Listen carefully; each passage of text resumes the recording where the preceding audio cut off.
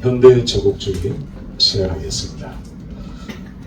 다윗은 130만의 정예병을 가지고 있었어요. 130만 명에 대단한 거죠. 그런데 다윗은 제국주의를 꿈꿨나요? 아닌가요? 아니었어요. 하나님이 주신 비전, 하나님이 주신 땅 위에 유프라데, 밑에는 이집트, 그 국경선을 침범하지 않았어요. 다시 말하면 제국주의를 표방하지 않았습니다. 공격은 했고 저쪽이 먼저 공격을 해서 다윗이 정복하고 이런 일들은 있었지만은, 그러나 다윗은 결코 제국주의를 표방하지 않았어요. 이게 성경의 원리예요. 그리고 다윗은 그걸 알았어요. 130만 명이면 대단하잖아요.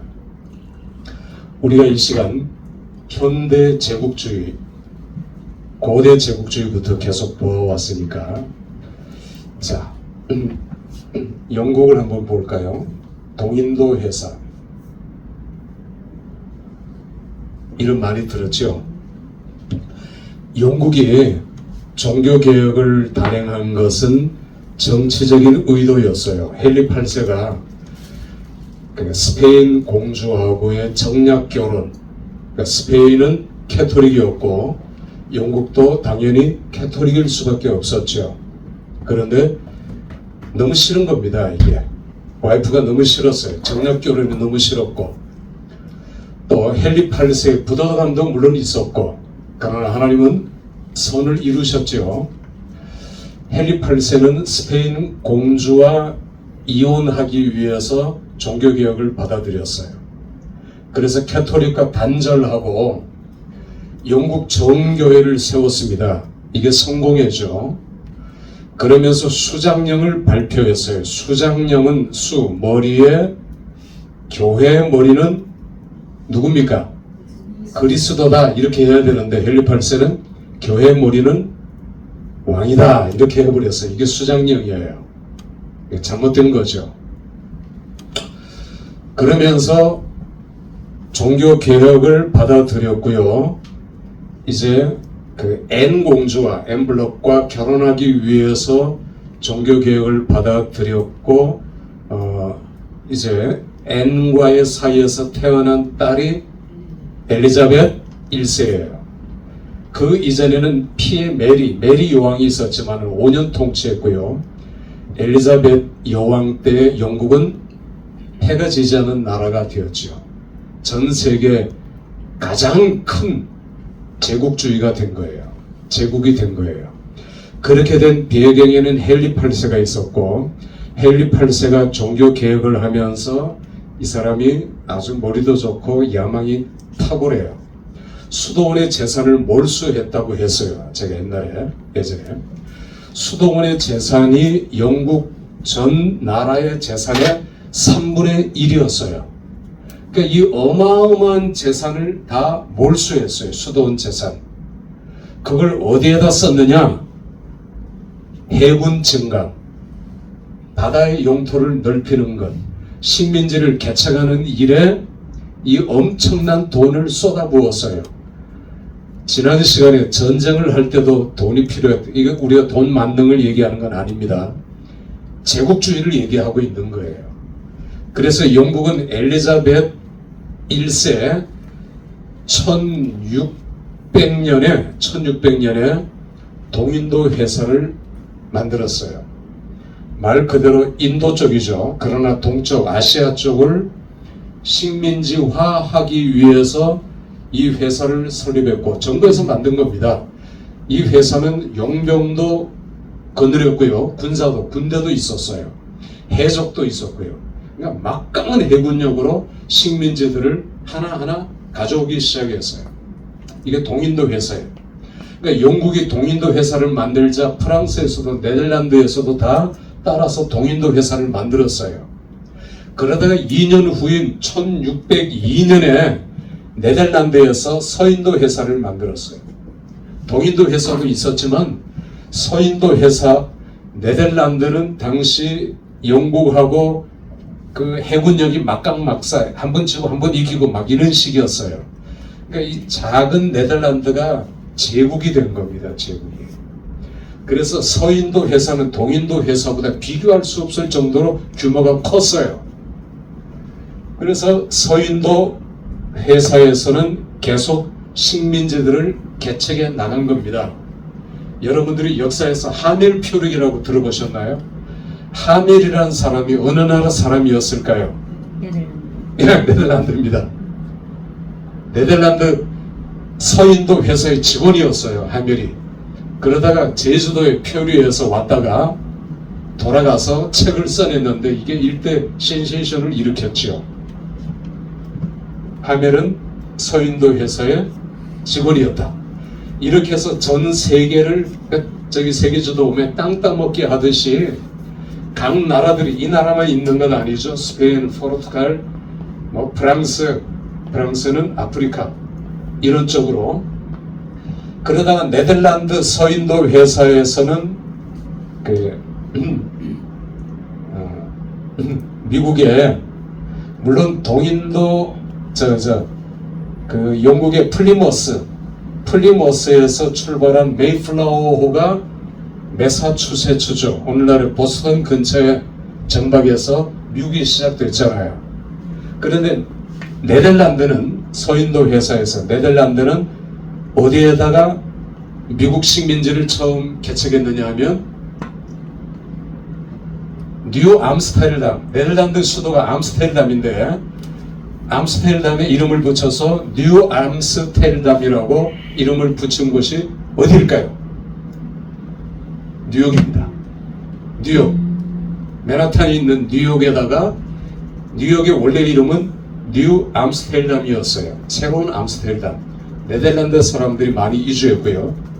그러다가 나중에 영국한테 뺏겼어요. 그러니까 영국 요크 사람들이 많이 들어와서 뉴욕 이름이 다시 뭘로 바뀌었어요? 뉴요크로 바뀐 겁니다. 이름이 그렇게 되는 거예요. 자, 이렇게 해서 동인도에서 서인도에서는 땅 따먹기를 전 세계를 누비면서 식민지화 한 거죠. 일본이 한국을 집어삼키면서 1905년에 을사보호조약을 맺자마자 만든 회사가 무슨 회사였을까요? 여러분들이 국사 시간에 배웠는데 동양척식회사라고 들어보셨나요? 동양척식이라는 말은 식민지를 개척한다는 겁니다. 그래서 동양의 식민지를 개척하기 위해서 국가에서 만들게 한 회사가 이걸 본따서 만든 회사가 동양척식회사가 한국의 땅들을 다 수탈해가지고 그걸 한국 국민들한테 팔아먹었잖아요. 물론 그 땅이 없는 노비들은 돈이 있으면 땅을 사고 해서 좋았겠지만 이렇게 각 나라에 들어가서 땅을 다 수탈하고 자본을 다 수탈했던 동양척식회사 이런 거예요. 그러니까 제국주의 이걸 만들기 위해서 국가가 뒤에서 조정하고 밀어주었던 겁니다. 그렇게 해서 전 세계들이 다 식민지화 되었고요. 오늘날 보세요. 오늘날 우리 지금 러시아를 주목하고 있잖아요.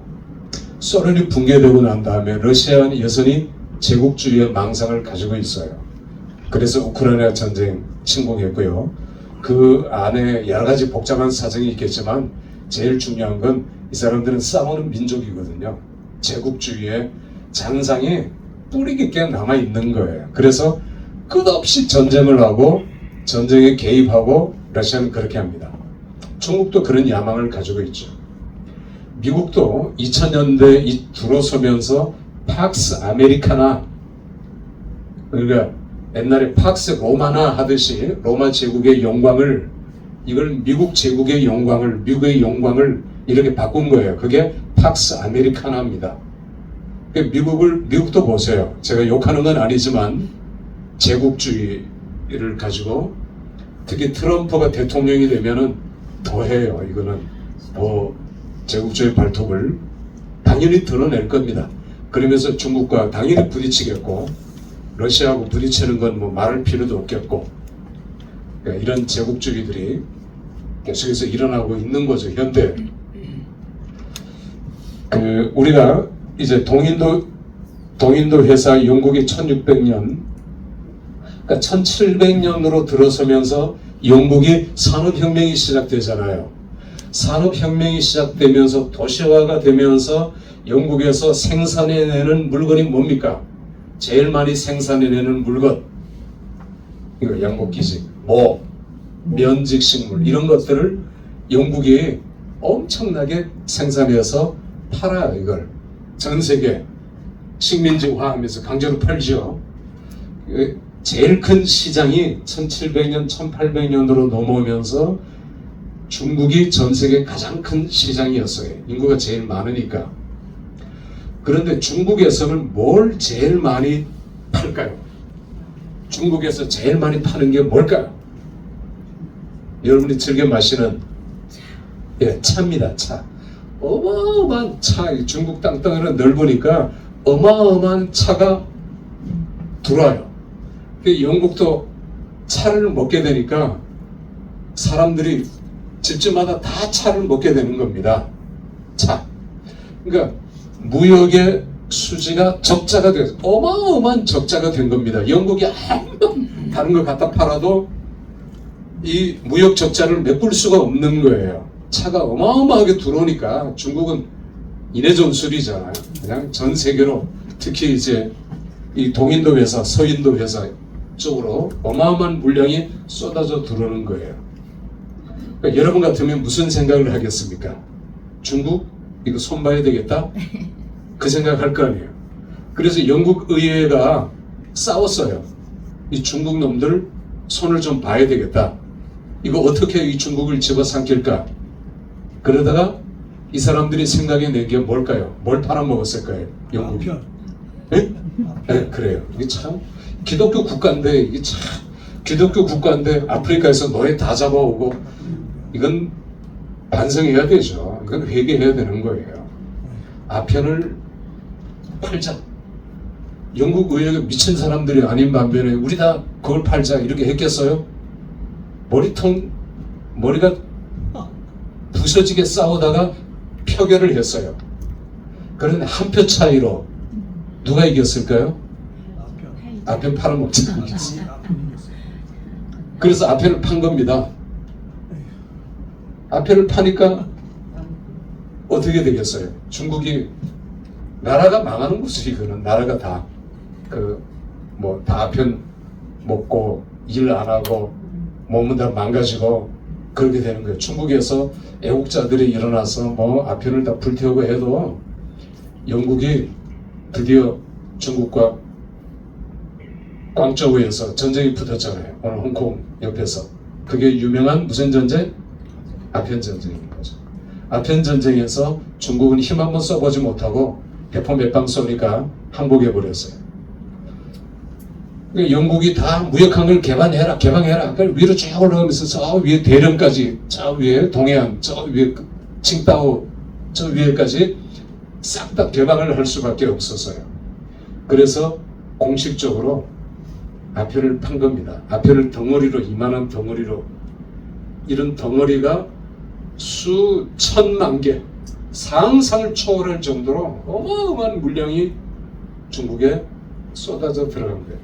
그렇게 해서 청나라가 망하는 원인이 됐어요. 그게 청나라가 망하게 된 겁니다.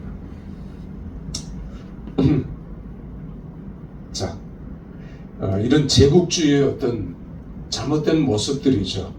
노예를 사고 팔고 기독교 국가에서 이런 행위를 벌였으니 얼마나 부끄럽고 기가 찬 노릇입니까? 이게 오늘날까지 저는 개인적으로 K-팝이 참 좋잖아요. 너무 좋고. 그러나 우리가 어떤 문화의 제국주의는 아니잖아요. 그걸 가지고 뭘 어떻게 한다. 이건 물론 그걸 통해서 유입되는 그런 수익, 수단들은 물론 많겠죠.